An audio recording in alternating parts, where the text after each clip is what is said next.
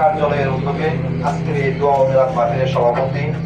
Gazipur union যুবদলের সভাপতি জনাব শফিকুল ইসলাম মোল্লা, শ্রমিক দলের সভাপতি জনাব শফিকুল ইসলাম মোল্লা,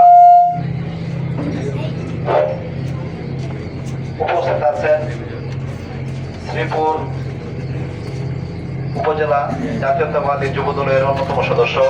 জনাব ফখরুজ্জামান মোল্লা, উপস্থিত আছেন ৫ নং ওয়ার্ড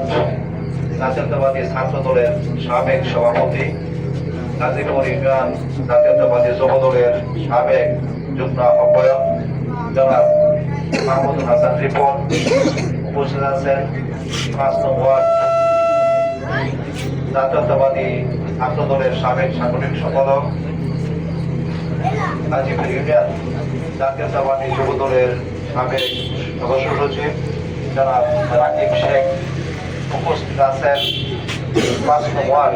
বিএনপির সাবেক কোষাধ্যক্ষ জনাব জাহাঙ্গীর আলম জুয়েল, উপস্থিত আছেন বিএনপি নেতা দুলাল ফকির, উপস্থিত আছেন আমাদের ৫ নং ওয়ার্ড বিএনপির সাবেক সদস্য জনাব রফিজুল মোল্লা, উপস্থিত আছেন আমাদের মোল্লাবাড়ি মসজিদের সম্মানিত খতিব সাহেব, উপস্থিত আছেন ছাত্রনেতা সাইম মোল্লা,